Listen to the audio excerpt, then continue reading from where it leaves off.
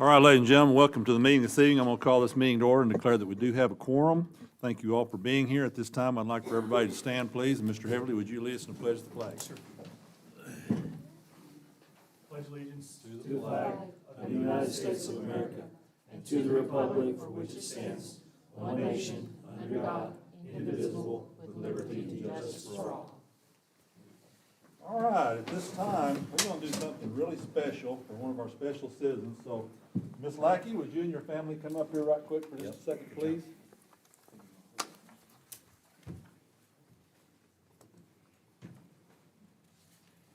It's not often that we get to celebrate a birthday of this magnitude. Ms. Lackey has turned 100 years old this year. And so we thought we would take this opportunity to have a proclamation and honor you for that milestone. So I'm going to read it out loud for everybody. It says, whereas longevity is a blessing for an individual and for a community that benefits from the wisdom, knowledge, and experience of those who have reached a milestone of a century. And whereas Polly Lackey was born in 1925 and has lived a life of purpose, kindness, and dedication to family, friends, and community.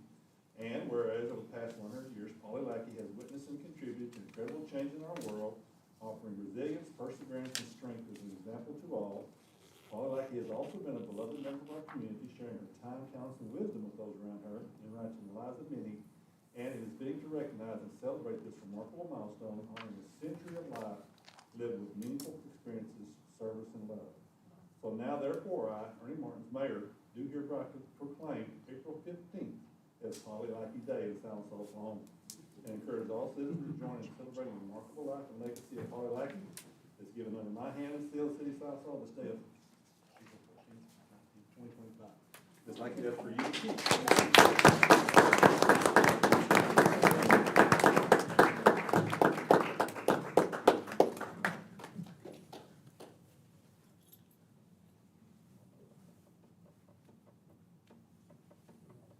And we have some gifts for you. We have a swag bag here. If you keep your kids out of that, that'd be great. You know, there's some good stuff in there, all right? And we want to thank you all for being here with us today. So thank you so much. Thank you so much. We appreciate your contribution to what you've done for us. So this is great. Have a good one. Thank you so much. April 15th.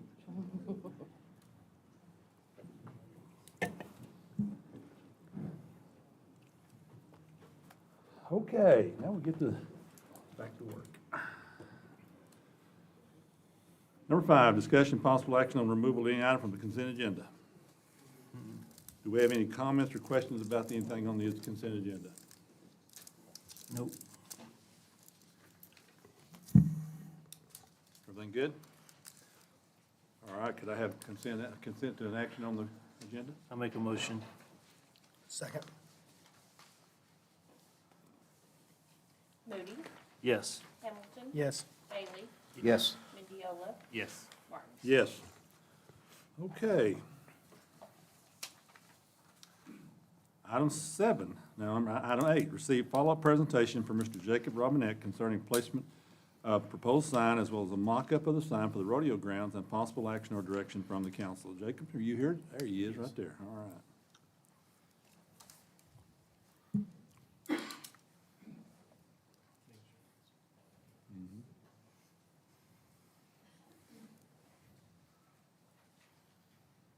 Give a quick reintroduction of myself. My name is Jacob Robinette. I'm with Troop 731, South Falls Boy Scout Troop.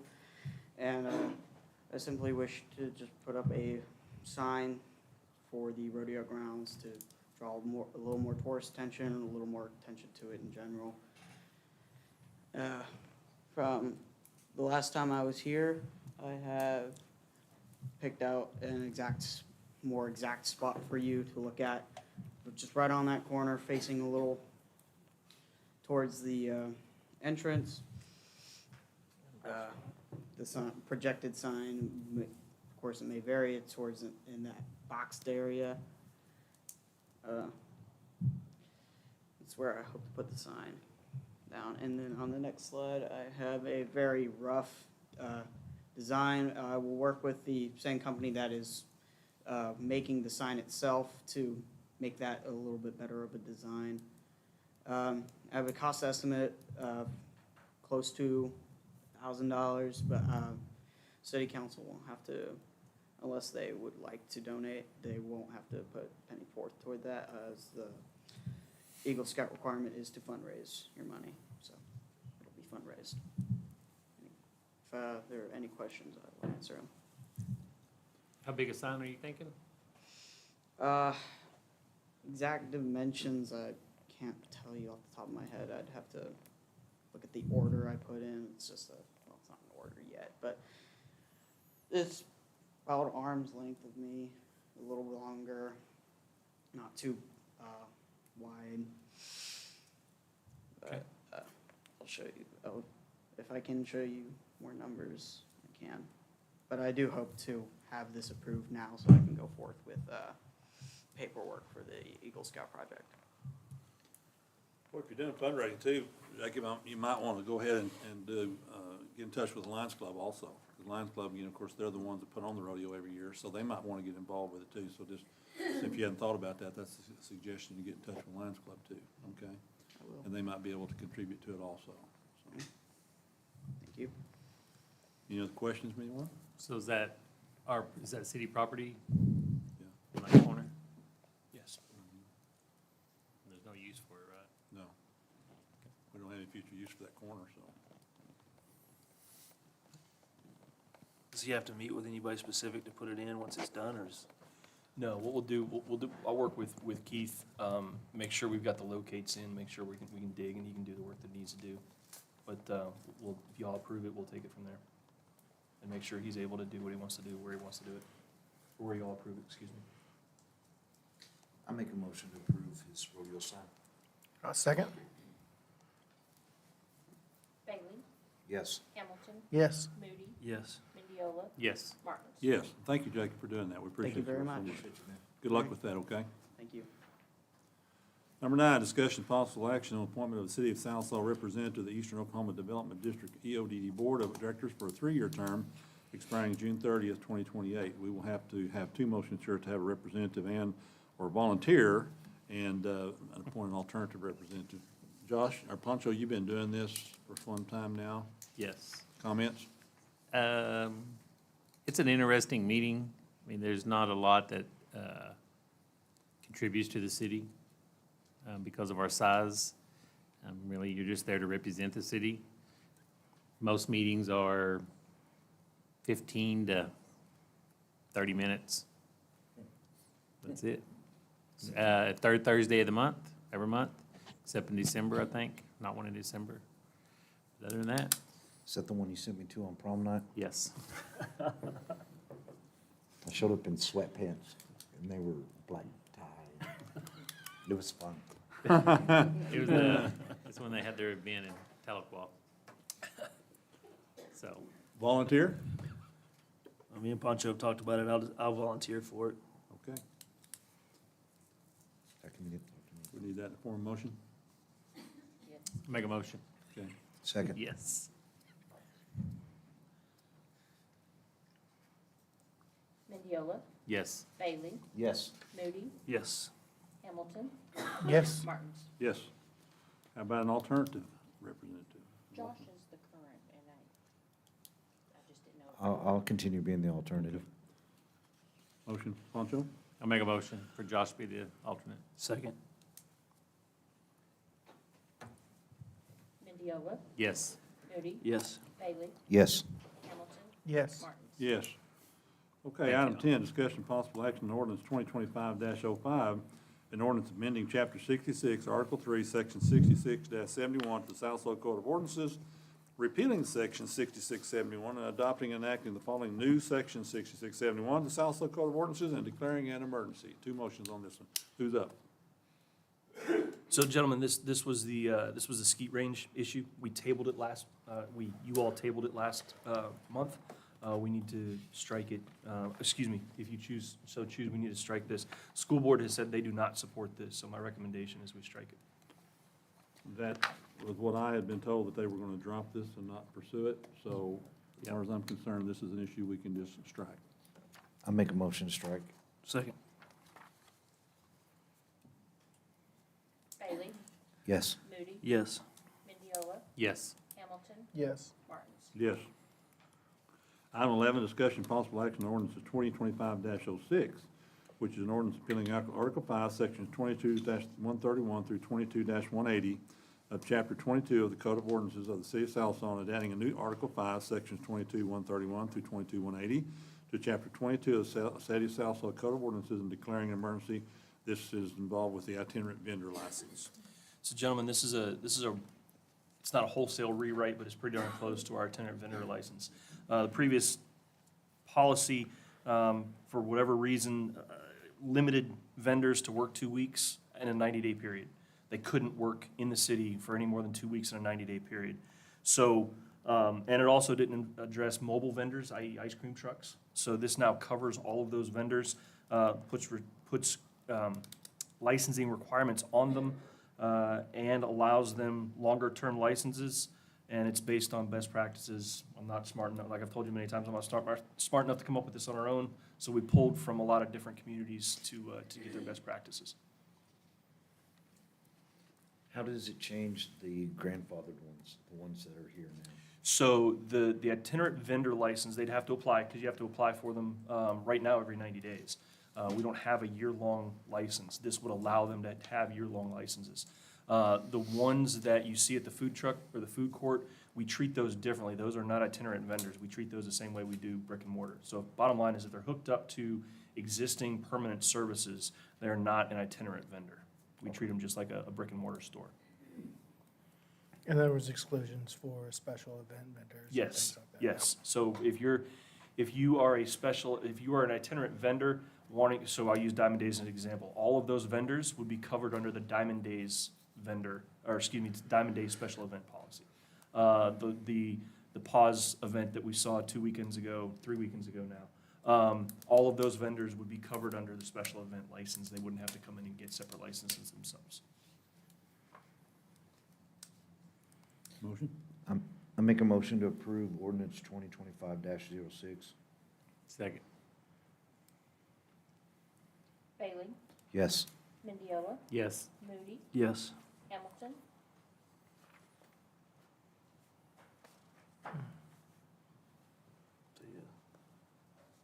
Yes. Martins? Yes. Now I need a motion for emergency, please. I'll make a for motion to approve emergency. emergency clause, sorry. Second. Who's second?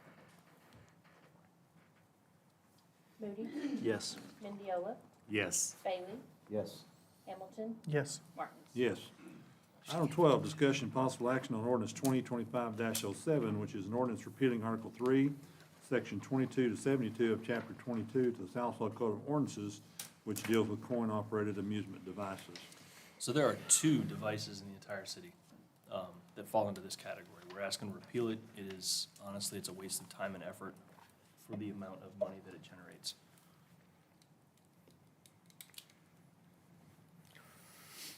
Make a motion to repeal ordinance 2025-07. Second.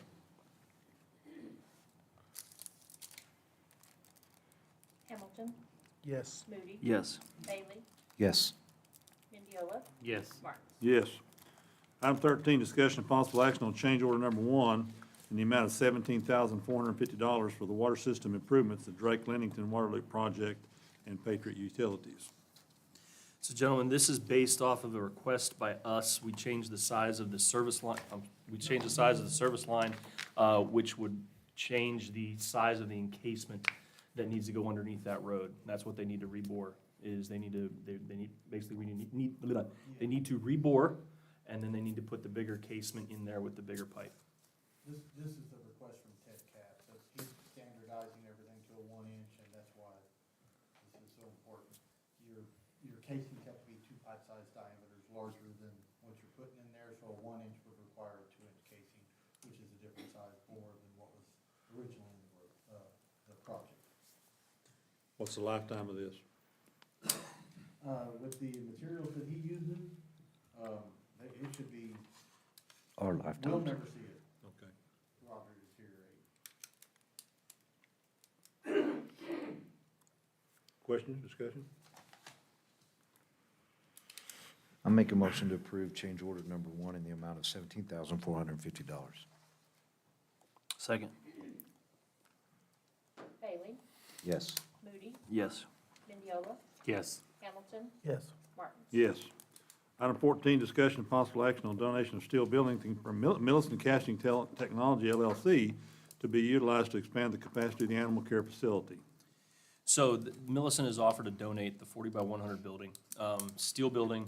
The frame is in outstanding condition, and that's really what we want is that frame. The steel, the sheeting, we'll have to reuse, we won't reuse that. It'll be $16,000. We have that now internally to tear it down and store it until we have enough money to re-erect it on a new pad right next to the Animal Welfare Center.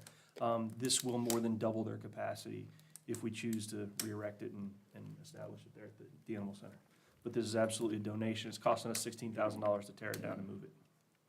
Are we gonna be the ones who doing that, or is it Yes. 16,000 to pay someone to do it? Oh, I'm sorry. Yes, $16,000 will pay somebody to do it.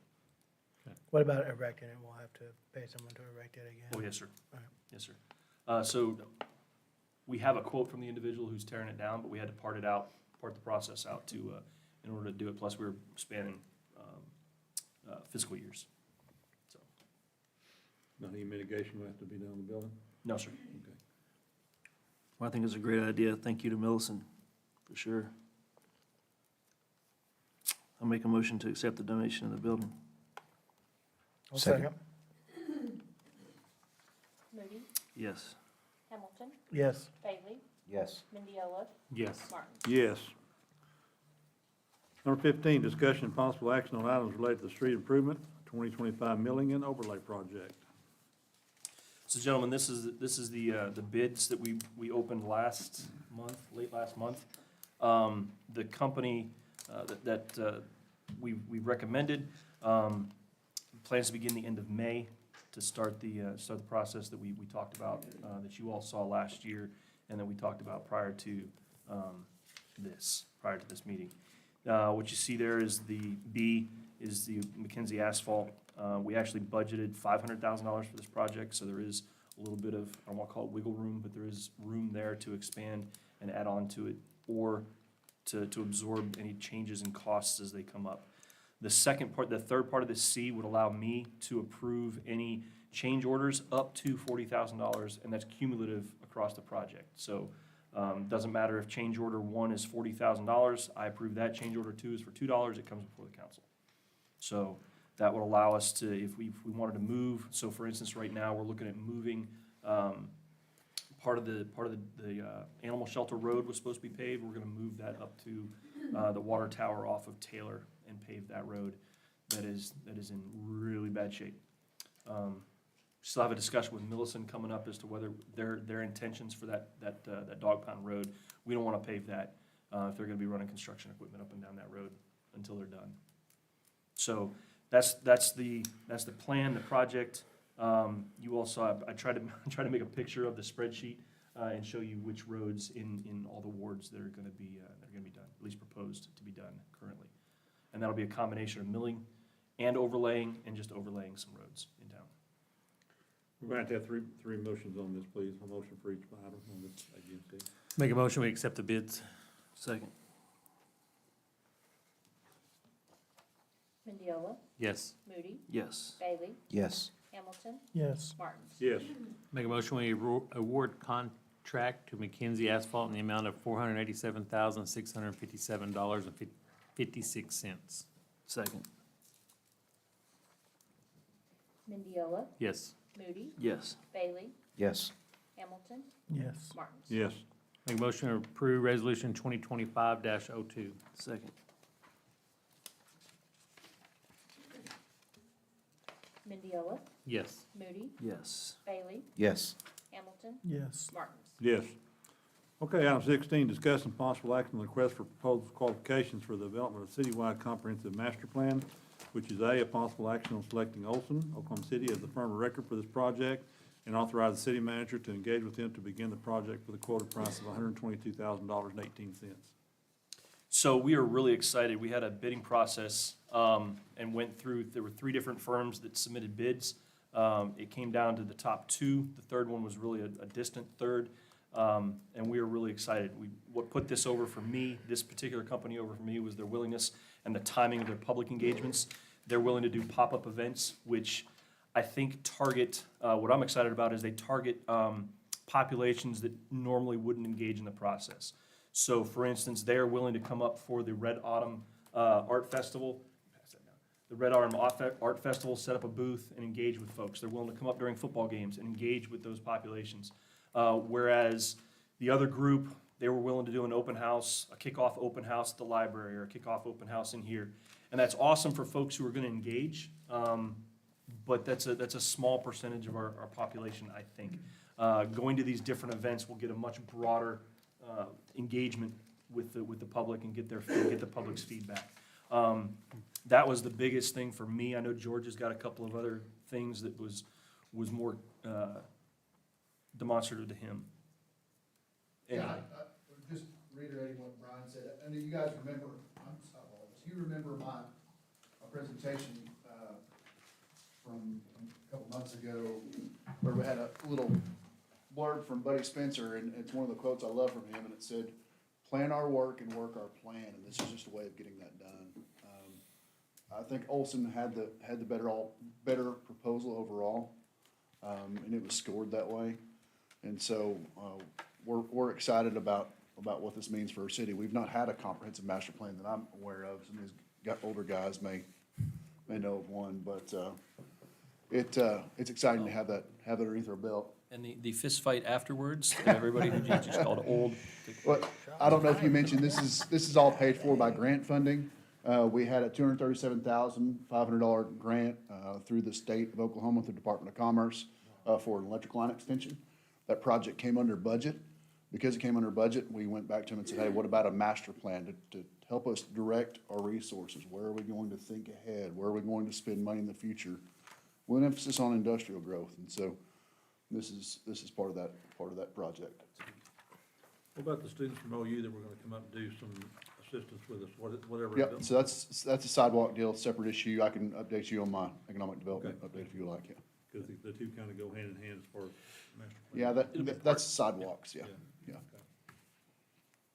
And the timeline for this is they're willing to get started here by I believe it's the middle of May, to come up here and start this project, and with a final final acceptance of the project this time next year, or excuse me, May of next year. So it is a year-long process. It is very thorough, wide-ranging, talking about, again, recreation, residential, industrial, commercial plans, touching on the airport plan. So it's a wide-ranging, comprehensive master plan. How far forward are they thinking, like 20 years. 20 years? Ish. But yeah, and like George said, and Buddy Spencer was alluding to, right now, I've said it since I've come here, we are doing great and wonderful things that are happening in the city, but they're happening not in context with each other. This will allow us to have a master plan that we can not only plan for and start the wheels in motion, but also make an informed decision if we want to move, if we want to deviate from it. Future councils, public opinion changes, hey, we don't want to do that now, or we don't want to do that ever. At least now we're making a decision on what that is and what we're not doing instead of it. And right now, we're just kind of, I'm not going to say we're winging it, we're not. There's great people doing great work, but not in context with each other.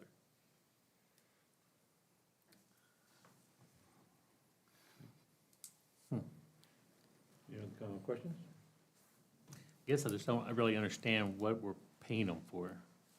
So there is a, Well, I know that book, but. a page in the book that basically gives us a menu of work. If I could see that real quick, Josh, I'm sorry.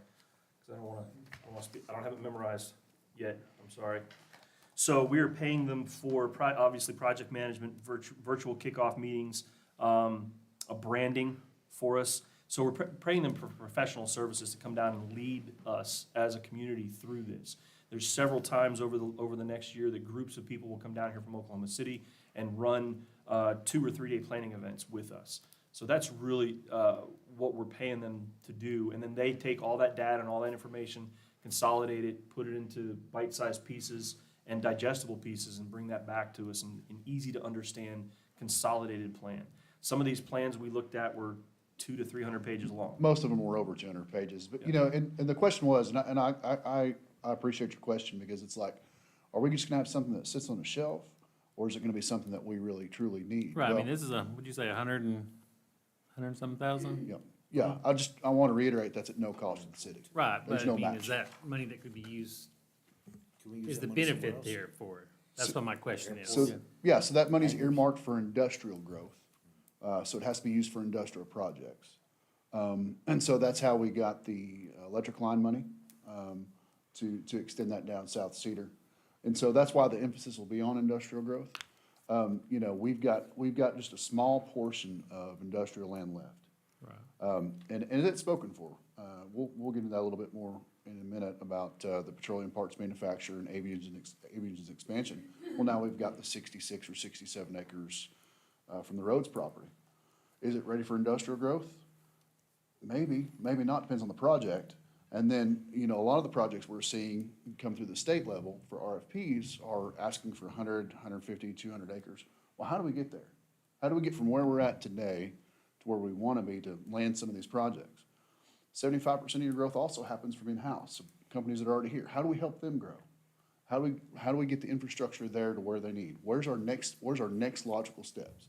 You know, you guys heard me stand up here several months in a row and say, instead of just having a shotgun approach for grant money or whatever, we need to be laser focused on what we're doing. Because look, I'm telling you, we've written 12.5 grants over the last year. We've missed 2. If the problem is not being awarded the grants. If we apply for it, we're probably gonna, I mean, there's a good chance we're gonna get it. But are we spending money, are we spending a dollar to save a penny? And we've gotten in that situation a little bit in the past. And so all of that is just making us really look at how we're spending resources and where we're going and what our future looks like. And so I would say that having a plan of what it looks like to be in the city of Sallisaw 20 years from now is absolutely paramount. So that's just my take. I look at it as an investment in the future. It really is. Again, right now, we are, again, not throwing shade at anybody or any of the work that's been done, but we are winging it. We are taking it as it comes, as opposed to driving it. In Brian's mind, what happens is with this master plan, now we can go to events and say, hey, fill in the blank company, I want you to fit right there, and I've got a place for you, come on. As opposed to, is anybody gonna come to Sallisaw? Hey, I wanna come to Sallisaw. Okay, where do you wanna go? Okay, we'll have to change zoning, or we'll have to fit you into that. We'll take your round peg and fit you into the square hole that is Sallisaw. With this, hey, I want your round peg, and your round peg goes right into this round hole that I've got right here for you. Get our foot in the door, start conversations. That's what I believe this will help us do. On the industrial side, on the commercial side, and then on the residential side, one of the things they go through is they go through a review of our ordinances. And they'll go through and say, hey, look, you're contradicting yourself here, or you're not ready. PUD's one of the things we're dealing with now. We're catching up. And unfortunately, right now, we're catching up when we find a problem. When somebody comes to us and says, hey, I want to do this, and we figure out we're not ready for it, and our ordinances aren't ready for it, now we've got to play catch up. And this will help us help take a look at that and present recommendations on changing some of those. I think it's important for our existing industrial customers too, because we want to, if we've got an industrial customer selling boxes, well, we want to help them recruit a cardboard manufacturer to help them logistically, help them get people here, target industries that'll support what we've got here. Because what we're shooting for is a local economic multiplier. If a dollar's made here, we want to be spent in Sallisaw as many times as we can before it shoots out, right? So that's the ultimate goal. I think it's a great idea. I think you have to have a plan to move forward. Know what you're shooting with. Well, can I have a motion? Is the motion to approve Olson as the firm? Is that what we're doing? I make a motion to approve Olson as the firm of record for this project. Authorize the city manager to engage to commence the project. Second. Moody, Yes. Hamilton, Yes. Bailey, Yeah. Mendiola, Yes. Martins. Yes. Thank you, Mr. Warman. Thank you. 17, discussion possible action on the settlement offer in the amount of $6,000 from ESIS Managed Claims Services, acting on behalf of Excel Insurance America, Inc., for damages to city property on August 22nd, 2024. So I'm gonna look over at my astute city clerk to make sure that I don't screw this up, but this was damage done to our couple electrical lines that were arguably hanging low. A truck hit them, destroyed 2 poles and some additional infrastructure there. I believe the lines were set. It wasn't our lines that day. They were Suddenlink lines, right, I'm sorry, Suddenlink lines. We came back, the trucking company said, it's not our problem, you need to go talk to this company. This company was like, hey, we didn't receive notice in time, we really don't wanna fight this, will you take $6,000? As a settlement out of the 12 that we were asking for, I believe it was. Yeah, and this was going on a year and a half ago. So our recommendation is we take the 6,000 and get on with our lives. We would easily spend $6,000 trying to go after the other 12, after the other 6, easily. Make a motion to accept the settlement offer in the amount of $6,000 from ESI's Managed Claims Services. Second. Who said that?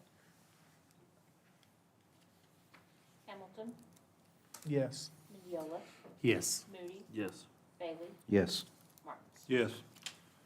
Item 18, discussion and possible action on the master services agreement between the City of Southlawn and Rent Fund LLC of Northville, Michigan for the placement of a kiosk for kayaks at Brushy Park. That's pretty cool. So this is a turnkey operation. This is a kiosk, if you think about a large locker system. And this is turnkey for $35,000, because Robin keeps correcting me when I say 40, but it's $35,000 for an 8-bay system. What that allows you to, and we're partnering with Rent Fund in effect. Initial investment on our part is $40,000. The document that you've got is a slide that, or excuse me, a spreadsheet that shows the payoff to that is between 5 and 7 years. The revenue sharing with that company is 50-50. And what they do is they come in, they place a solar-powered, so it doesn't need electricity or anything, they place a solar-powered locker, a large locker system. The rental process is app-driven. The liability, you sign a liability waiver as part of that. And oh, by the way, we are now part of Rent Fund's liability pool at no cost. This is basically in perpetuity. Rent Fund are responsible for maintaining the locker system. They're responsible for maintaining the equipment. They're responsible for recovering any equipment that may be stolen or destroyed. And they obviously will replace that. They have a regional maintenance guy he's on call 24/7. It may be 48 hours to respond, but they're responsible for all the maintenance and upkeep of the system. We looked at 3 different options. Rent Fund was one. We looked at Whenever Water They're almost exact same model, little different equipment, a little different setup, got it, but almost the exact same business model. However, their revenue was 80/20 and would take us closer to 10 years to see a return on investment. The third option was we would buy the kiosk itself, and then we would run the kiosk. We would run we would have to figure out how to integrate the billing. Liability would be on us, equipment would be on us, maintenance of that equipment would be on us. That was I'm not gonna say that was a throwaway, but that was one course of action that we wrote off very quickly. But it came down between Rent Fund and Whenever Water Sports. Rent Fund, both companies actually have business here in Oklahoma, but Rent Fund is more appealing from a business standpoint, a 50-50 revenue sharing. And we can mix paddle boards, kayaks. Right now with 8 bays, I believe I asked them for 6 kayaks and 2 paddle boards. And at any time, if we find that we're making money up there gangbusters and people are waiting for these things, then hey, well, we can always approach them and get more. Obviously, we'll pay for those, but we can get more. And really, it is hands off from us. They send us a check whenever Robin says it's convenient, whether it's quarterly, monthly, whatever's convenient for us. They send us a check at the end of that. What does Randy say about it? Randy loves the idea. Just more amenities up there, something else for folks to do. Really think this'll appeal to both locals who may have it but don't want to pile it up and lug it to the lake every week, and those folks who travel that don't have room to bring it with them. We've got a good spot for it. Right down there, probably beside the boat dock, or where not the boat dock, but the ramp, the load-in ramp right down there where it's open and it doesn't have to hide under a tree. Do we know what, is this price on here, on this picture, close to what you think it's gonna be? It's or- 35,000. No, this per hour to rent it. Yes, so $20, actually, believe it or not, the $19.99 or $20 an hour is fairly universal. And when I say universal, unless you go to, I believe they got some places on beaches on the East Coast where they're charging $30 an hour, but everybody local is pretty much $20 an hour. Between 20 and 25, but 20 seems to be the majority price point For 1 hour? for an hour. Sounds really high, and I thought so too. I was like, okay, let me look at some smaller, everybody's $20, between Well, just- $19.99 and $20 an hour. Just looking at your picture, it says for 2-hour rental, before this gets out, That's so. their picture number. Well, that's what I'm Yeah, saying, before right. it gets out. Well, and so they also have annual membership fees. So if you want to sign up, if you want to pay $100, that is a rent fund pass. You can take that $100 and rent it for as long as you want to, wherever you want to. Rent Fund has a kiosk. And any type of Rent Fund kiosk, because they do more than kayaks. They'll do, they partner with communities. For instance, they would put smaller kiosks for disc golf, if we wanted to do that. But they have smaller versions of it that they could do other things with. But that $100 would get you access to anything they have. And anywhere they have it. I think that's where you need to advertise, The $100, yeah. not the 20 per hour. And that's one of the other things they'll do for us is our app will be branded for us specifically. They'll what they call an instance of the application. So when you go on there, there'll be a Salisaw specific application, instance of the application for us. So we'll brand that in orange, black, and white if you all approve it. We have the money budgeted for that? We do. Brushy has, Robin, correct me if I'm wrong, Brushy has $40,000 in capital, and that's what we would use this for? No, 45. Brushy has 18, There you go. and Just then we're close. gonna take the rest from what was remaining in parks. There you go. It was all in the same.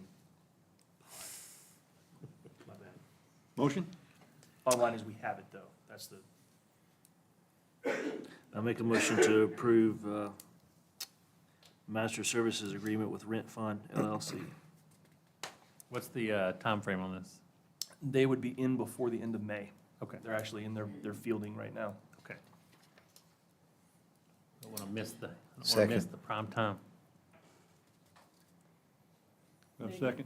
Yes. Yes. Moody, Yes. Bailey, Yes. Mendiola, Yes. Hamilton, Yes. Martins. Yes.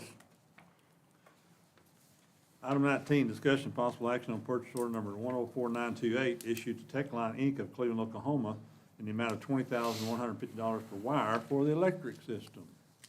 Blakely, we're just running out of wire again already? No, it's just underground wire. Hmm. I've got ordered overhead last time, now we're going underground. What's the time? They're holding it for me. Okay. Questions? Questions? Motion, we approve purchase order number 104928 in the amount of $20,150. Second. Mendiola, Yes. Hamilton, Yes. Moody, Yes. Bailey, Yes. Martins. Yes. Item 20, discussion possible action on purchase order number 104935 issued to Traffic and Lighting Group, Inc. of Oklahoma City in the amount of $35,000 in order to upgrade the stoplight at McGee Street and Cherokee Avenue. This actually updates the traffic sensing sensors to a video system. These are not cameras, these are not stoplight cameras, it just changes the sensors to a video sensor and should, using a very weak word, but should make the intersection a little more palatable to motor vehicle folks, the drivers.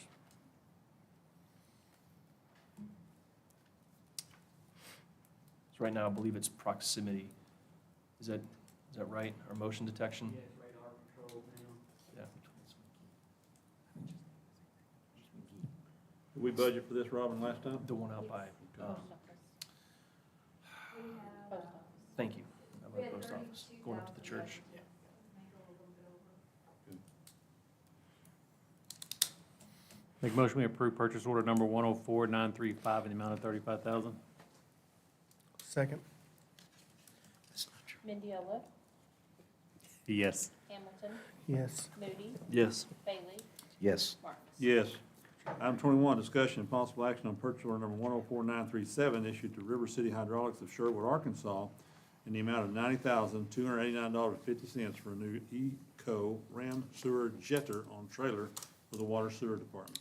So gentlemen, this is an upgraded sewer system cleaner that we've used the bejesus out of our jet machine. This is an upgraded one and was approved as part of this budget. This is just we've got the funds and the revenue in to make this purchase. This was approved in the 25 fiscal year budget. We did have 85 registered, we'll take the rest from contingency. Make a motion, we approve purchase order number 104937, issued to River City Hydraulics out of Sherwood, Arkansas, for the amount of $90,289.50. Second. Hamilton, Yes. Moody, Yes. Bailey, Yes. Mendiola, Yes. Martins. Yes. Item 22, discussion and possible action on staff's request to invest the Southside Reserve CD with National Bank for 182 days at 4.59% interest. I'll defer to Robin on this one specifically, but this is a pretty standard. We've got, I don't want to say we've got cash sitting on the table, but we've got some reserve money that we want to put away for 6 months. Or Kim, I'm sorry, I Yeah. apologize. No, it's just a CD we have. It was at local bank, and then the National was the highest bid this time. Move it to National. I make a motion to approve to invest the Southall Reserve CD with National Bank for 182 days. Second. Moody, Yes. Hamilton, Yes. Bailey, Yes. Mendiola, Yes. Martins. Yes. Okay, item 23 is going to require two motions, discussion and possible action on extending the stay of condemnation of the below case numbers in order to allow for the sale of properties and appropriate action taken by new owners. Who wants this one? Okay, so these are the two properties that we've been dealing with the past couple months. That we originally put in a condemnation, requested a condemnation, you all passed it. Last month, we asked for a stay based off of the seller's ability to, or excuse me, that he had documents waiting. I believe this is supposed to go through in a couple weeks, the sale of these two and key though, is both of these structures have been secured. Go ahead. Originally, the sale on both was scheduled for tomorrow at SCA Title here. I spoke with the realtor just moments before coming into the meeting. On subsection A of the old Ed's truck stop, he has been reaching out to those potential buyers, but he's not been given an answer back, so he is at a loss as to where they are standing now. He had heard some rumors that they were possibly going to try to sell it before they went through and bought it themselves. 6 1/2 dozen the other. But I can verify, I did verify this afternoon that both the structures have been secured. On the old golf course, subsection B, the realtor told me that the seller, who is 11 hours ahead of us, living in Abu Dhabi, I believe, had an LLC through the state of Oklahoma, but it had expired. He's renewed it. As of Friday, the 11th, that LLC had been sent back to SCA Title so that the sale could go through, but then the title company realized that the LLC had not been signed. So that's been sent back to Abu Dhabi to get the signature, and they were waiting on that. But as far as his understanding is, the old golf course is still good to go.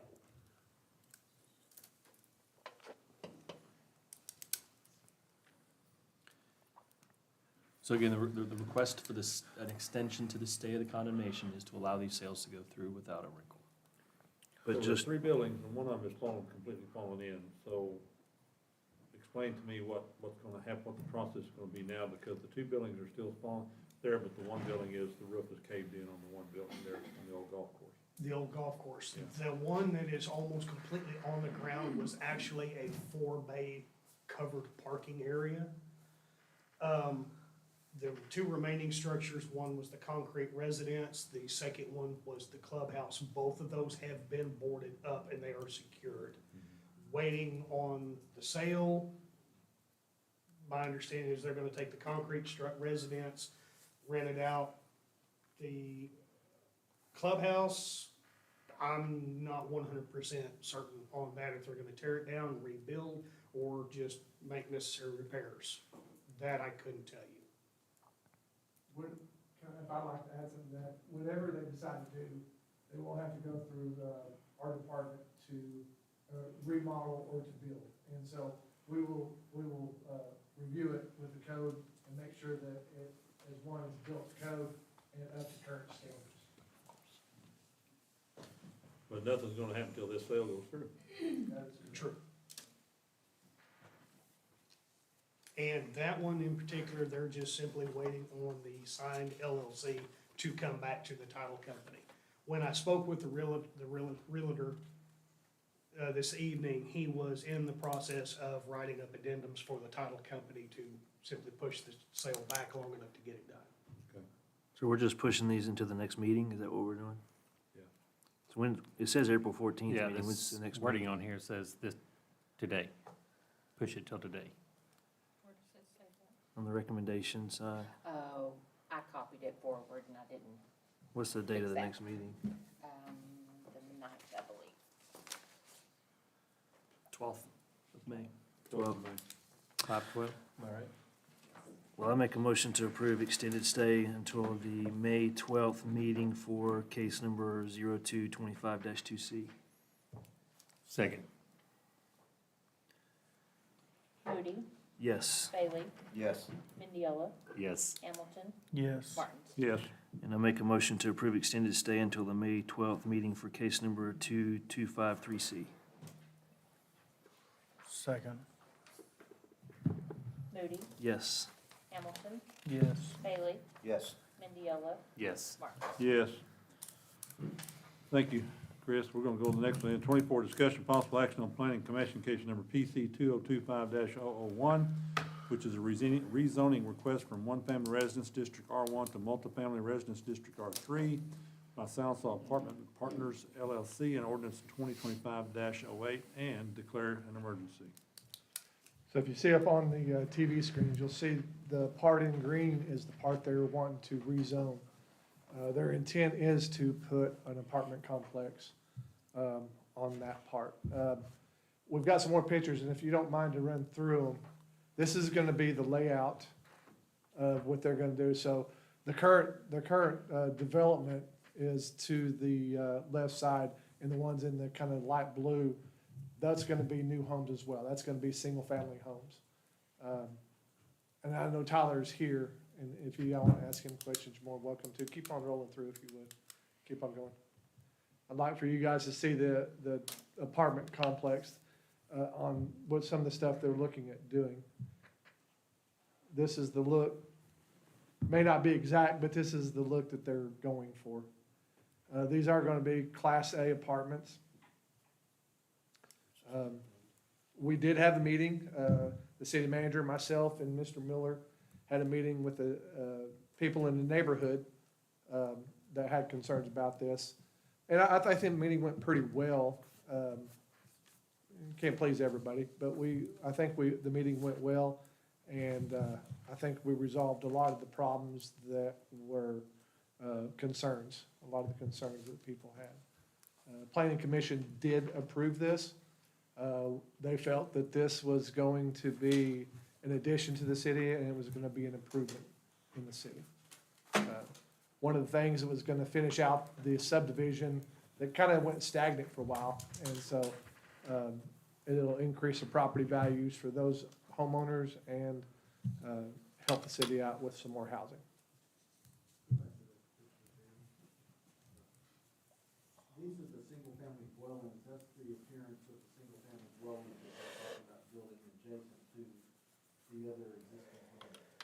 So this is the look they'll be going on for the 10 homes. For the first 10, and then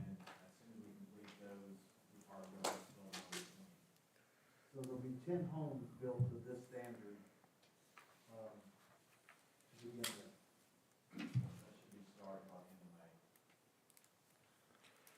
Now, there will be some plating involved with a lot of this, and they will still have to go through that. So you guys will see that on your agenda as well in the future. On the apartments, are they front and back? Because it says 12 units per building, right? Keep going. Right there.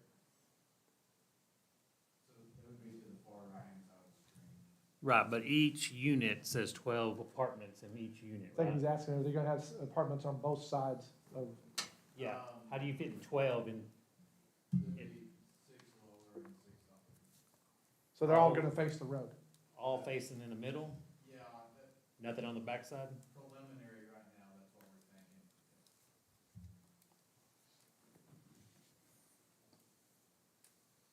This could all change, subject to working with the city's team and stuff.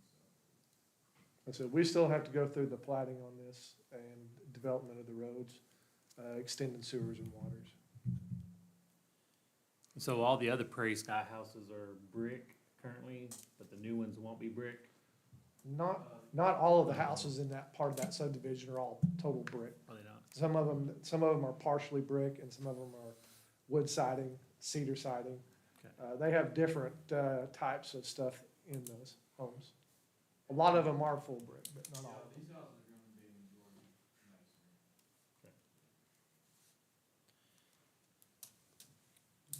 So Tyler, correct me if I'm wrong, the ones in red are what'll start in May. And those have already, except for the four at the top, the ones that have numbers on them, those have already been platted. He can start turning dirt here quickly.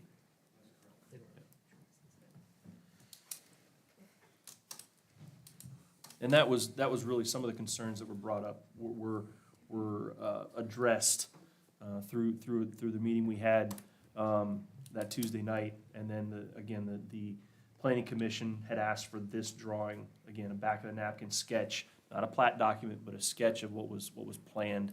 And that addressed a lot of the concerns that the planning commission had. So you said the red will start in May, the blue ones, light blue will be, do you have a time frame? We're hoping this year, but a lot of that depends on the funding and stuff like that and how the sales of the initial thing go, but we're hoping by the end of this year that we're going on the other one. Okay, and then your apartments would be, If everything goes correctly, we'll be doing those simultaneously. We presented the city with case, or studies, that shows how much housing is needed here. right. You guys are in serious need of extra housing. So will there be a fence in between your apartments? I see you put trees. Yeah, that's the goal, is to plant landscaping and a barrier, whether it's, shrubs or fence, but we're thinking a fence with landscaping is preliminary what we're thinking right now. Okay. And they've offered, tell me if I'm wrong, Tyler, but they've offered the residents of the current subdivision to be able to use the amenities they have for the apartment complex. I think they're looking at pickleball court, swimming pool, dog park. Dog park, playground area, and all that right there in front. I was at the planning commission meeting when this was approved, and one of the big things, correct me if I'm wrong, Tyler, but you're gonna have to pay for engineering to get a lot of the drainage and everything fixed for that second half, because there's a lot of drainage issues in Prairie Sky. But you're gonna be able, hopefully, to accommodate the whole subdivision and fixing a lot of drainage issues eventually through this process, too. That's correct. Yeah. The apartment development helps, pay for the, you got a lot of drainage coming out from the north and the south, got my directions correctly. And it runs across the road in between some of those houses and causes a lot of drainage issues. So we're hoping to, correct all that as well. Well, knowing what's going on in the city, it's my opinion that I think this is a great addition. It's much needed. It sounds like all the concerns of the other dwelling owners have been appeased to a certain extent, so I'm in agreement. I think this is something we sorely need, so I'd be in agreement with it. The planning commission did approve it, so. Motion? I make a motion to approve planning commission case number PC 2025-001 and ordinance 2025-08. Second. Moody, Yes. Hamilton, Yes. Bailey, Yes. Mendiola, Yes. Martins. Yes. And I make a motion to approve the approval of the emergency clause. Second. Thank you, Dollar. Thank you, Chris. Moody, Yes. Hamilton, Yes. Bailey, Yes. Mendiola, Yes. Martins. Yes. How about an economic development and grant activity update?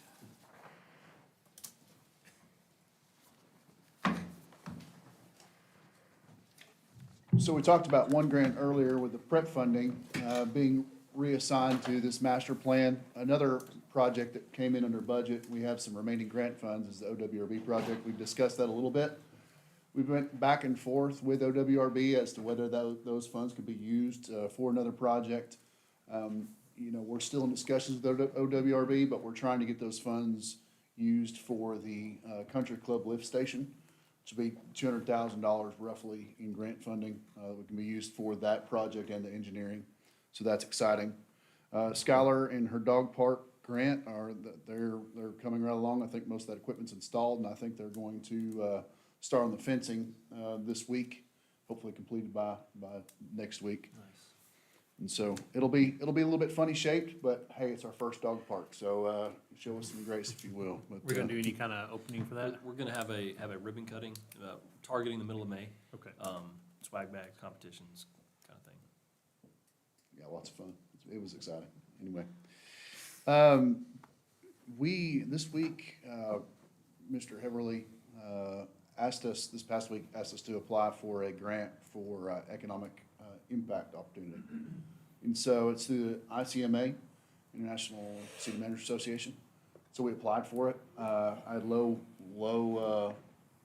expectations. I didn't expect that we would get it. And, it's a competitive grant, obviously nationally, and today we were awarded the grant through the Gates Foundation. Awesome. And so that money will be used, I don't know if we've discussed it in this meeting, but Carl Albert, through another grant, they're putting on a workforce development summit, which is a regional workforce development summit, where we'll bring education sectors, industry and business, and government and quasi-government all to the table, discuss workforce solutions, and really get those things kind of kicked off the ground, kind of bringing it from theory to pragmatic. How can we actually improve workforce conditions for our partners, for our educational partners, and kind of get that pipeline of workers into these businesses. Our schools are already doing a fantastic job. Mr. Barrett is working curriculum so we can start, I think we've talked about aviation already. He's got an aviation program within the school. And so some of those jobs, he can work, the schools are able to work the curriculum to start those kids on a trajectory for these jobs that are coming up in our community very early on. Petroleum parts manufacturer, that project is still moving forward slowly, not as quickly as we'd like, but that's the way things work. We had a meeting this week with the Department of Commerce, and so we're excited about that still. PUD development, I think Brian mentioned, planned unit development is a new zoning ordinance that we're looking at. We got it before Jordan to kind of get his eyes on it. And the goal is to have a large swath of land be able to use for multiple uses. So the commercial on one part of it and residential on another part of it, for instance. And that way we don't have to have each section rezoned and come back again and again. That'll be a plan that's submitted to the planning commission and brought before city council, and if it's approved, and that they can use one swath of property for multiple uses. Boys and Girls Club Gymnasium project is still moving forward, slowly. And Millison Castings Technology, Brian talked about their building earlier. That project is moving forward at lightning speed. I go through there about twice a week, and every time I go back, there's new technology, new equipment on the floor, and they're moving forward. Now they're clearing the land adjacent to them, for their next expansion project. I talk about their building being 246,000 square feet. They're gonna squeeze every inch of building they can into this new expansion portion. It'll be somewhere around 400,000 square feet. So, Georgia, we actually came up in chamber last week, last week. yeah. When do they think they'll be producing parts and pieces? They'll be starting some sort of manufacturing this month, beginning of next month. I tell people they're building the plane as they're flying it, and that's exactly what they're doing. The project is obviously fluid on market demands and the way that tariffs are coming out, and they're trying to navigate it just like the rest of us are, but they're on a large scale. So, yeah, manufacturing this month, beginning of next month. I think they're 100% production by August, so, last I knew. I have up here a little bit from Placer AI. That's another thing I want to touch on. Just using the mobility data. I think we've all discussed it at some point, maybe last budget session. If you guys want to review some of that data, I'm more than happy to do it with you. Just talk about how many people are coming to Sallisaw, where they're going, where they're visiting. I will tell you that I ran the analytics for the Quick Trip for the first 30 days. We had over 100,000 visitors there, which is pretty incredible. My friend that just recently left Quick Trip told me, he's kind of the cog that kind of got the wheel started for Quick Trip. He said, I want Quick Trip to be the #2 sales tax producer for Sallisaw by the time it's said and done. So I hope we're on track anyway, so. What's the latest on Holiday Inn? Everything's still good? I had a call today, with that developer that I missed. We're still tracking up for a meeting, hopefully this week. Groundbreaking still, in the fall, as far as I'm aware. Whataburger? Man, it's fixing to open up. Chris did the final inspection today. Yeah. So blame Chris. Okay. Any other questions? Thanks, guys. How about an update on current and future projects?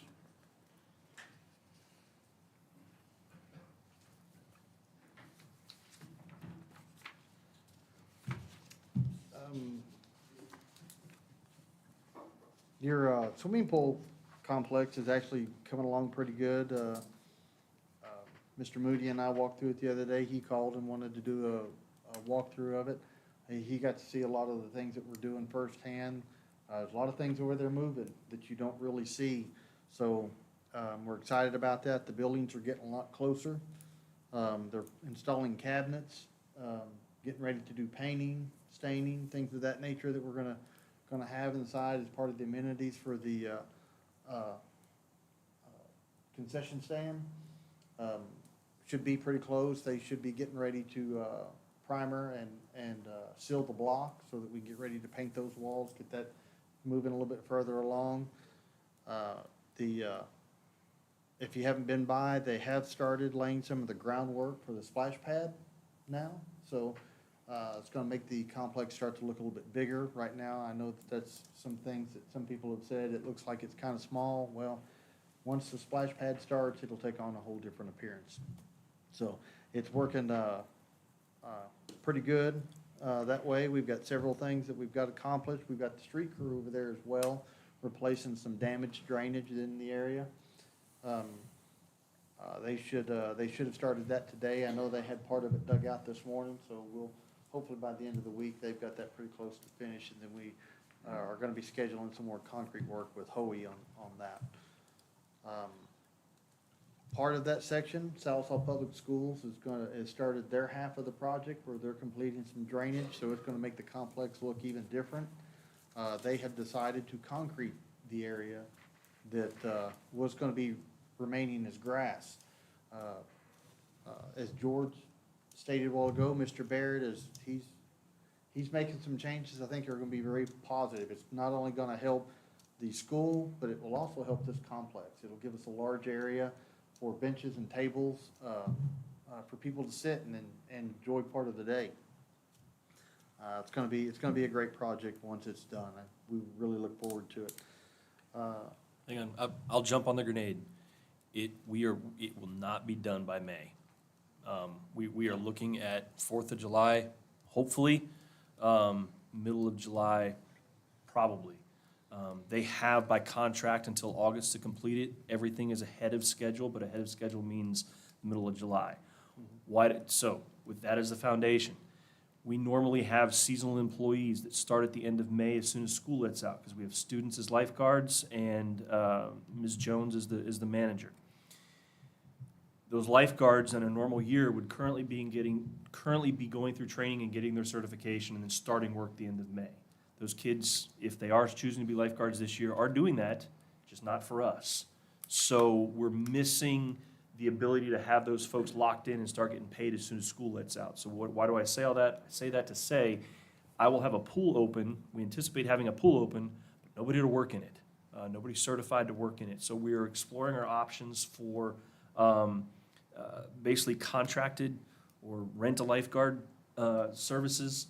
I've got Kim wearing her little nubs out, doing Google searches and things like that, trying to find us folks that we can contract with to come in and provide lifeguard services for at least the weekends, couple of days a week, that kind of thing. But we will not have normal hours this year.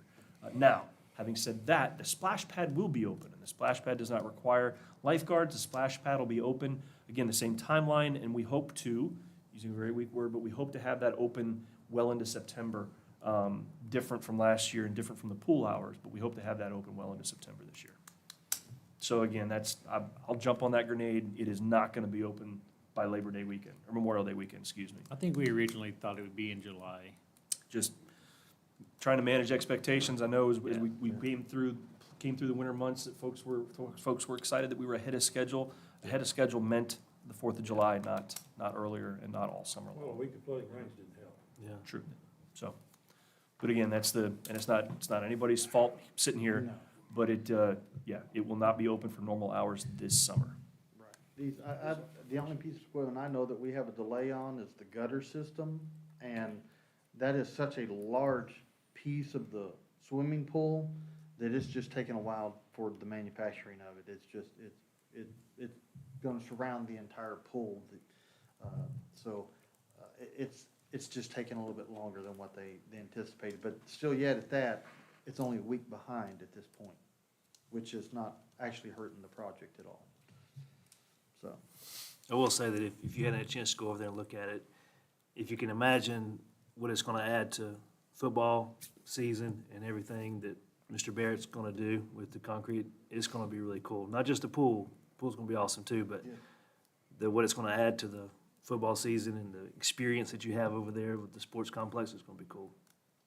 and I know some of you have dealt with the people that have worked in the old facilities that we had. You really need to take a look at the new facilities. It's leagues above what they used to have. It's something for the community to be truly proud of. The concession booths are gonna have air conditioning. It's gonna be nice. Well, and he's also going to, the existing restrooms that are underneath the west bleachers, they're gonna go ahead and gut those and completely remodel those too. Because Yes. they sorely need attention, so they're gonna do that at this summer. Hopefully this summer, Poncho, has he put a timeline on there, has he even told you that yet? Ain't it on the list? I think he's trying to get this drainage project done first so that, the way he spoke with me, and they've had a few hiccups with their drainage project. They found out after they started digging up that the actual drain that drained the football field was collapsed. And that's part of the reason in heavy rainstorms, the turf would float. So they're taking the time to fix that properly. So that's, it's gonna be a bonus all the way around. So you had a question? I already forgot. You already forgot? I already forgot what it was. I was gonna ask you. No, he's gonna make a comment. No, but yes, so the football team, or excuse me, for the football events, the stadium, hopefully next soccer season, they'll be able to use the concession stands, the bathrooms that are in that facility will be open for those sports as well. So hopefully the west side stands will not be your only option for bathrooms. I remember, the sign on the concession stand, on the front, Did you, is it still there? So it Or is, y'all- it's covered. Okay. To I was gonna prevent say, it- if you have not seen it, you Yeah. need to go look at it. So we actually asked the contractor to cover it, because Okay. that's a finishing touch that they put up as soon as they got it. And like, It hey, was very nice. let's cover that and keep it nice until we're Okay. ready to Absolutely. Yes. show everybody. What else, Gabe? The West Drake water line project's going along well. They've had they're going through a series of testing. It's such a large system that Scott Neal has got them broken down into sections, doing pressure tests on each section as we go. It's worked out really well. We found a few minor flaws with some other connections that he's making them fix along the way. They are expected to be back on site tomorrow to begin some cleanup. They're sending a cleanup crew. I know we've had it's been a mess out there with all the rains and everything on the cleanup out there, so. But they are gonna restart that tomorrow, so if you have any of your constituents that are calling you over that, we are gonna make sure that they clean it up and it will be right when they leave. East Drake water line, is almost complete. All they lack is a little bit of cleanup, patching some roads. All of their testing is complete. We've already got their biologicals back, on the water line, and, all the new, customers are on that line, are using it. So, I know that, the two that I talked to today were very thankful for having that water line in place and operational. Locust and Elm Street, Jim Bray Plumbing was the one that did that water line. They have started to move their equipment over to Locust and Elm, which is a sewer line project that collapsed on us as we started exploring building some houses over there. If you haven't seen the 4 small homes that are being built on that lot, they're very nice, attractive homes. This sewer line will help us accommodate for at least 5 more homes in that neighborhood. So a lot of these improvements that we're doing are gonna, it's helping our housing, as well. Just a bit of information, for y'all, of course, Chris, told you he did the final inspection on Whataburger. They have started training their personnel, so, they haven't set an official opening date, but I'm sure to expect that pretty soon. The Cherokee Nation subdivision is winding down as well. Water meters are being installed, electric meters are being installed, sewer connections are being finalized. They are expecting to be able to try to move people in that subdivision in June. They haven't stated whether that's the single-family dwellings or the duplexes, but you will see those start to populate at that point. We have also had a few notifications on some new constructions that may be coming in. One of them is a Mercy Clinic. They put their stuff back on, to be, next to the Pizza Hut. And, we've got those plans in. We'll be reviewing those plans. And then we have another, set of plans that we have just finalized, that'll be going in the Eastgate Shopping Center. But we're not, at this time, we can't tell you, what it is. And we'll leave it at that. So if you have any other questions, be happy to answer them for you.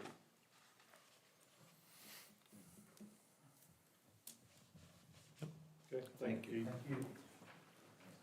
Financial update?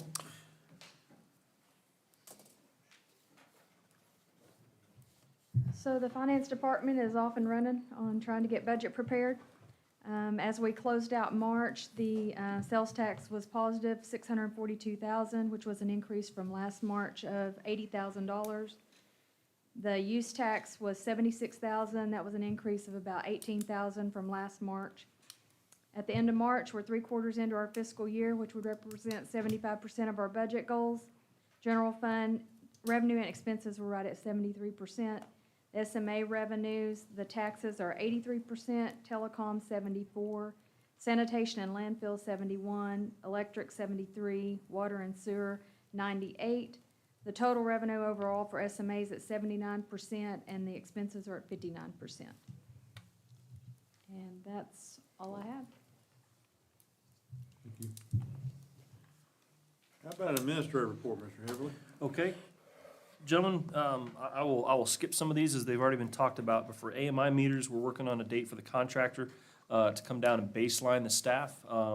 This project was siloed to the point that some of the staff that you would think were involved were not. So we'll come down, we'll get that done. We do have a very small number of meters that we need to choose locations for them to be installed, so we can start testing them and make sure that they work.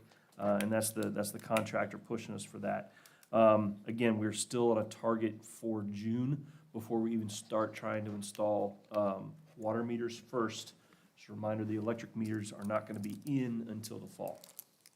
Soccer fields, really no change there with as far as dates and going out for rebid.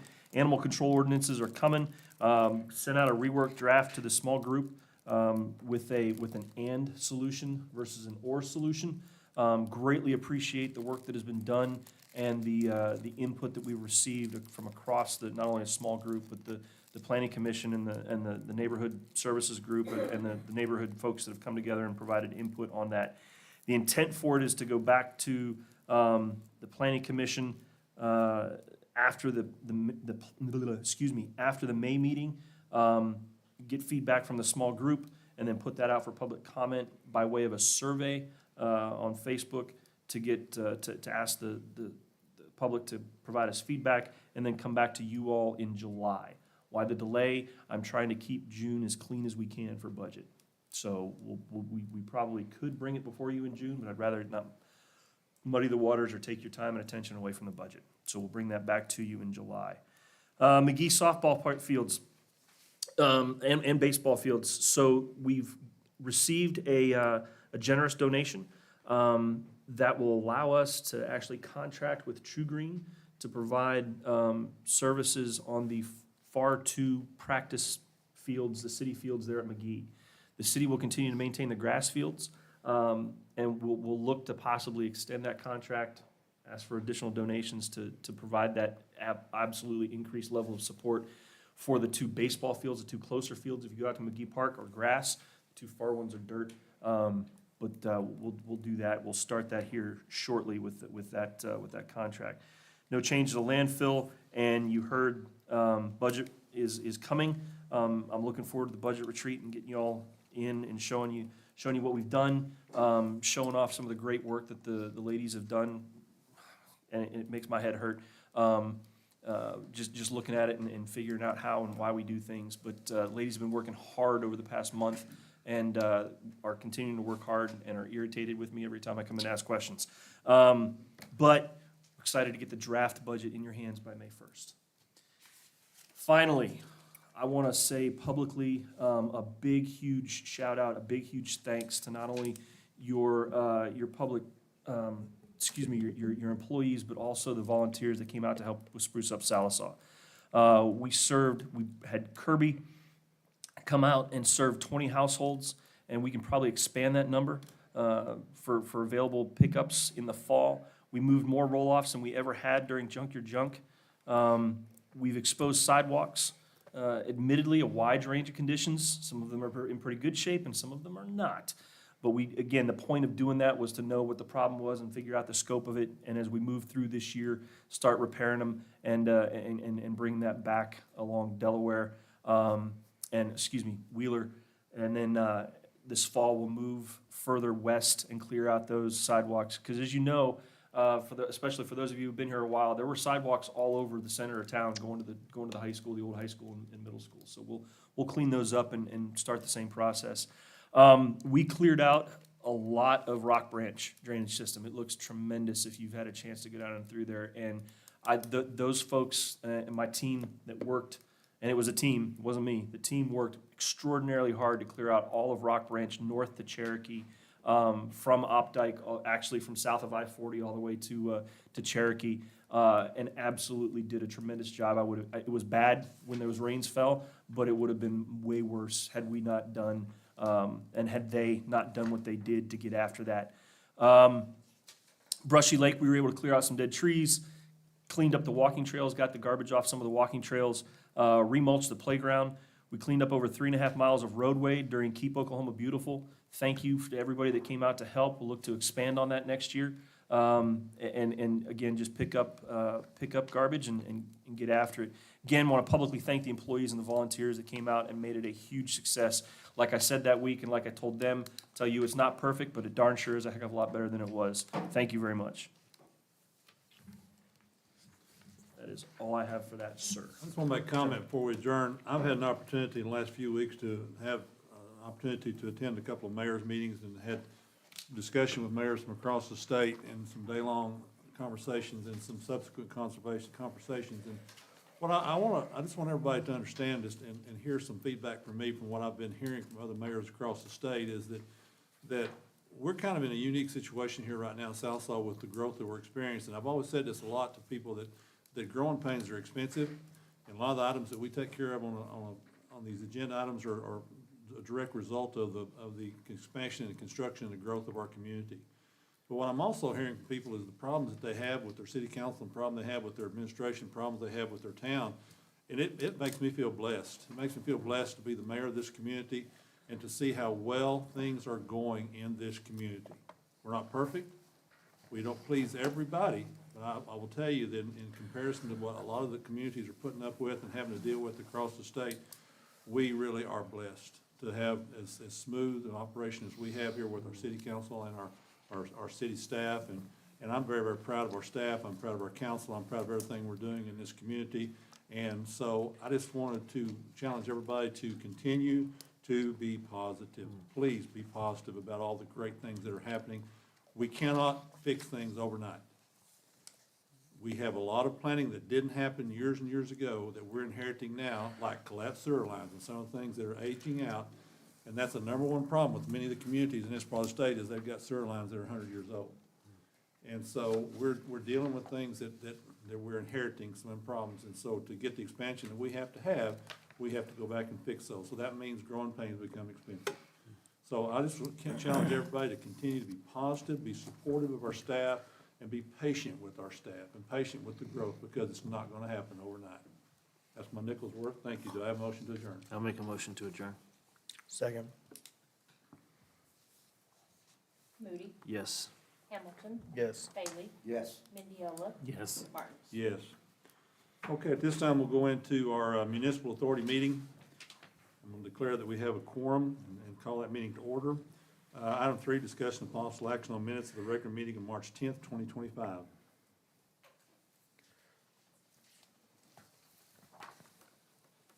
Make a motion. Second.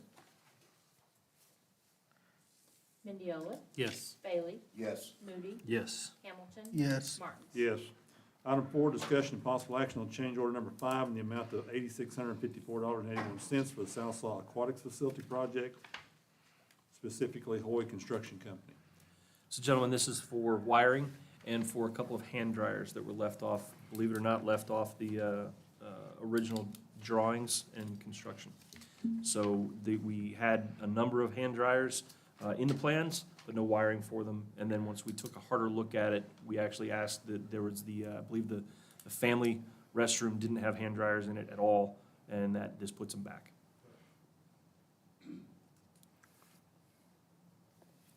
Didn't we just have a change order?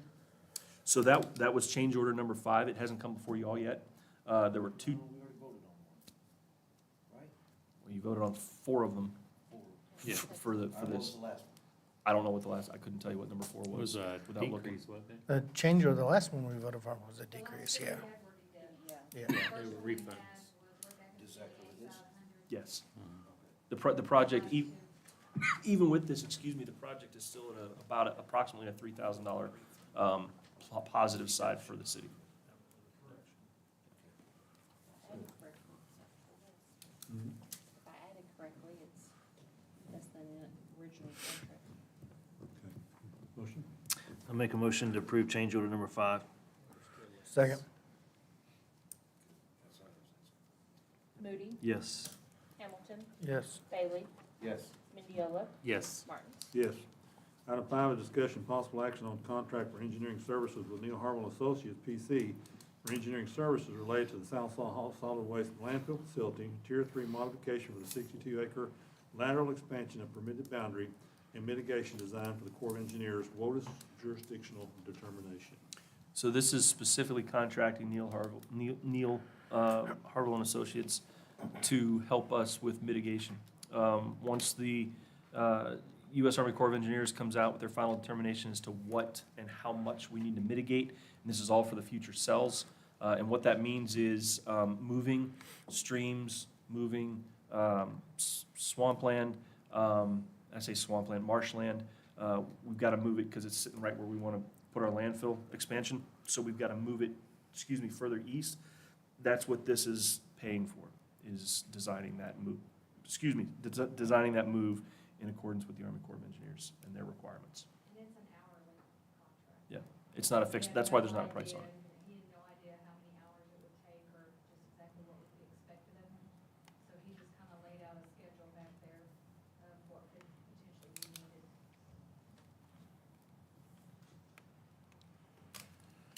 Make a motion, we approve the agreement? Second. Mendiola, Yes. Bailey, Yes. Moody, Yes. Hamilton, Yes. Martins. Yes. Item 6, discussion of possible action on South Solid Waste Disposal Agreement between the City of South Solid Municipal Authority and Carrs River Valley LLC for a term of 1 year. So this is a single year renewal of the current contract. Their contract actually expired at the end of last month. They believe they'll be in a better negotiating position once their transfer station is completed there in, I believe it's Van Buren. And they'll be able to bring us more tonnage. The rates of their old contract were based on between 500 and 600 tons of garbage. They've never brought us more than 200 tons. So this is a single year contract. It's an increase of $1.75 more than they were last year. The year before that was a $1.50 increase. So we were able to get a $1.75 more per ton this year, with obviously an agreement to come back to the table next year. They feel they'll be in a better negotiating position next year. I'm cautiously optimistic that they'll have that much tonnage, but it's kind of a show-me situation. They've said they've had it before and we've never seen it, so I'll give you a year to fix it before we start charging you much more than what they're currently being charged. These are the ones that wanted to buy the landfill, right? Initially, yes. And so when we didn't sell the landfill, I was understanding they just quit bringing us trash. They quit for quite a while. Starting in January, they came back. They actually approached me when I first got here, said, hey, can we get together and negotiate a contract? Their current contract ran through March of this year, the end of March of this year. So hey, you all still have a signed contract with the city. Bring it on. So what was the penalty for those months they didn't? There was none. They didn't pay us and we didn't take their garbage. So, and that's been how long? Huh? We're gonna do this for a year. No, how long has it been since they brought us trash? I believe it was about 6 to 8 months from the summer of last year, about this time. Currently bringing now. Yeah, They yes. started in January, bringing back. And again, since January, it hasn't been anywhere near 200. Well, I believe February was about 200 tons, excuse me. But January was 125, I believe, and March was back down and well under 200. Did you mention the station they're trying to build? The transfer station, they are building a transfer station in Van Buren. I believe it's in Van Buren, northwest Arkansas at least. And they feel that once that's complete, they can bring us more garbage. Again, I'm pessimistic. The gentleman initially came into the conversation with, I was looking for a lower rate. I told him that it's not gonna happen. Well, I just have issues, just because of the last dealings with them, It is a different management that's in there. They sold. Yeah. Cars are sold. And I've been working, Jamie, I include Jamie in all my conversations. They're no longer there. It's a whole group of people. The new contracts has a penalty for less, right? It does not have a penalty, no, sir, it does not. It's just all based on what they bring. They agreed to 500 tons, if they only bring 200. So correct, there's no penalty? That's the That's the pass-through. price That was up the to pass, 500 yeah. ton, up to 600 tons. Starting with the 601st ton they bring us, then there's basically a discount on that 601st ton and then everything over 600 tons. Again, in their history, they have not brought us anywhere close to that. So over the life of any contract they've ever had with the city, they have not. anywhere close to that. Well, if it's under new management, I'll give them a try. One-year deal, Poncho, I mean, it's worth it. Okay. And on a side note, well, I'll wait till we get to the past before making a comment. Yeah. Is that a motion? I make a motion to approve, solid waste disposal agreement. Second. Bailey? Yes. Moody? Yes. Mendiola? Yes. Hamilton? Yes. Martins? Yes. On a side note, with that issue, the conversations I have had, and I've shared it with him, is with some other mayors, that they're tickled to death that we're taking their garbage because, and I won't specifically say who it was, but the feedback I'm getting is that other landfills around are jacking their prices up. They're going sky high on some of their prices, and they're tickled to death to be with us, and it's almost like, we're with you guys, we're loyal to you guys, we're gonna keep coming to you guys. I'm under the impression Portsmouth doesn't give bulk discounts. It's their No, rate. they do not. It's The their one- rate or- The one west of us is going up to $65 I a don't ton, understand why we do. 65 a ton. on that one So west of us. my assessment is, there's absolutely room for improvement in our rate schedule when it comes to landfill. We have a cascading contract with different companies. And what I mean by that is Cards is due this year. I believe we have a couple, I believe I've gotten one more that's due later this fall. Okay. I've said it before, you go to Portsmouth landfill and it says per ton. It's not per shingles, per liquid waste, it's just per ton. It's simple.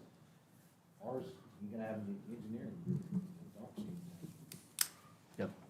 No, there's absolutely room for Not necessarily improvement. complicated. There's absolutely room for improvement. I agree with you, sir.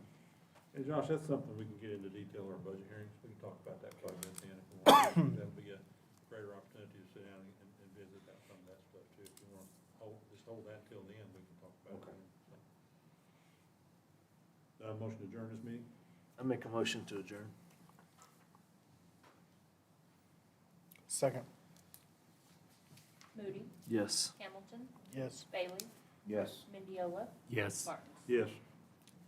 I will go ahead and convene the South Slide Economic Authority meeting. I'll declare a meeting, that we have a quorum, and call that meeting to order. Item 3, possible action on minutes of special meeting of December 17th, 2024, and regular meeting of March 10th, 2025. Make a motion. Second. Mendiola? Yes. Hamilton? Yes. Moody? Yes. Bailey? Yes. Martins? Yes.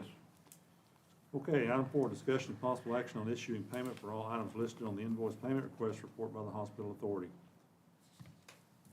And we have a hospital representative here if you have any questions. Is this close to the end of it?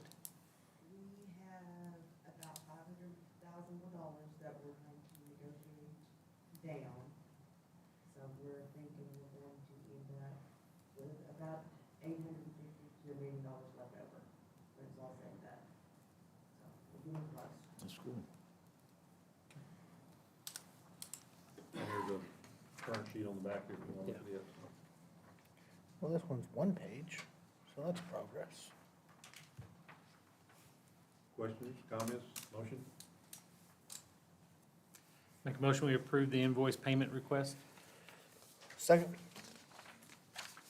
Mendiola? Yes. Hamilton? Yes. Moody? Yes. Bailey? Yes. Martins? Absolutely. To adjourn? Make a motion, we adjourn. Second. Hamilton? Yes. Moody? Yes. Bailey? Yes. Mendiola? Yes. Martins? Yes. Thank you all for being here. Thank you for our guests.